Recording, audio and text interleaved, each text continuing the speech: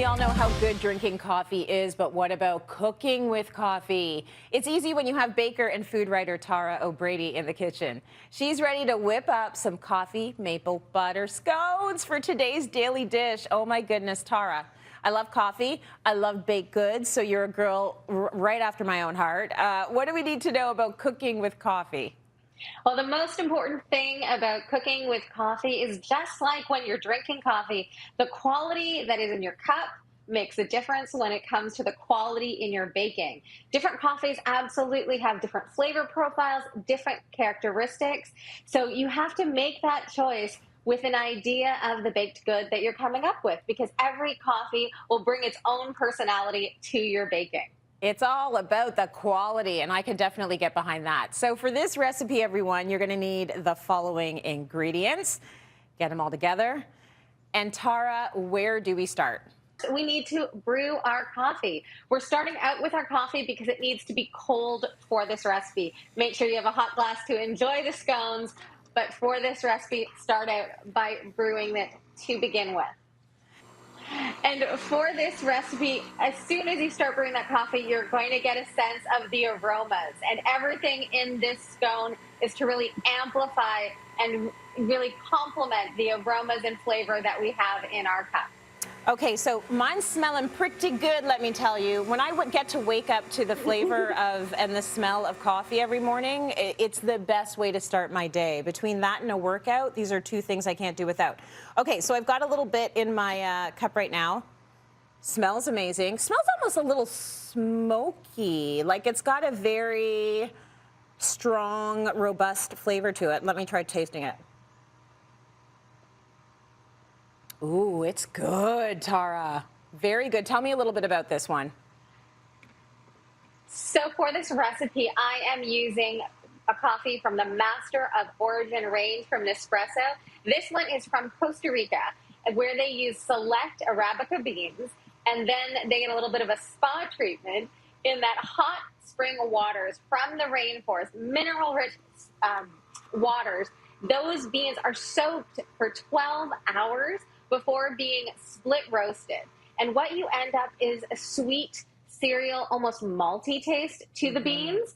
And that's where I really went with the inspiration of the flavors of these scones. So taking a little sip for myself before we get started. Yeah, you should, because it's a treat. Oh my gosh, so good. It is robust, full flavored. And so for these scones, as I said, cereal, malty flavors, I decided to lean into kind of a granola and Whole Foods inspiration because, of course, Nespresso is really all about nature and creating quality from nature and inspired by nature. Now, you can do this in a bowl or in a food processor. To that, I'm going to add some natural cane sugar, a little bit of sweetness, subtle sweetness here. We have our leaveners, which are baking powder and baking soda, and a little bit of salt.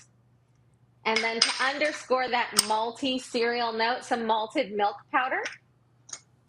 We'll stir that together with a fork. And then with any scone, usually you have a fat that's going to be cut in it. An all-cream scone is just cream, but we're using some butter today. So nice and cold, cubed up. You can do this with 2 knives, or I've got some clean hands. We're just going to work the butter into the dry mixture until it resembles coarse crumbs. And then once that's all together, I'm just going to give my hands a quick wipe. We're going to go in with our add-ins. The reason we didn't do that beforehand is that these add-ins kind of get in the way when you're working the butter in. So once the butter is worked in, time for our add-ins. I have some pepitas, or these ones are, of course, untoasted and unsalted. I have some sliced almonds with skin on, dried blueberries, and a little bit of dark chocolate. The reason that I'm going for these rather than something like a walnut or a dried raspberry is that I really do not want to overpower the notes that we find in the coffee. And with those toasted, roasted notes, you'll see that that subtle bit of dark chocolate, something like a dried blueberry, really complements it without overpowering it, because really and truly, we're putting coffee in our scones. Coffee has to be the star. I agree. Coffee should always be the star. So all I'm going to do now is coffee, coffee, coffee, coffee, wine. That's the way my day goes. It's a really great way to schedule your day. So now that we have the dry ingredients all together, I've made a well in the center of my bowl. And now we bring in our wet ingredients. We have our cooled coffee.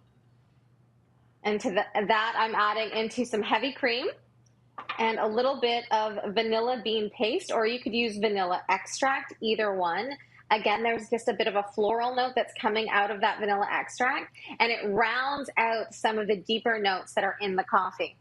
So we take our cool ingredients into the center of our bowl, and you'll be amazed by how fast this comes together. A few stirs in the bowl with our fork. So we're not really looking to overwork this because we are going to need it with our hands. You'll see this is what the dough looks like when it first comes out. You'll pat it together, and then you will cut it out into your scones. Okay, so this is already looking amazing, this part of recipe, but I know that there's even more because you're going to be making a maple coffee butter. All it is whipping together some maple syrup, coffee once again, into your butter until you get this light and glorious spread.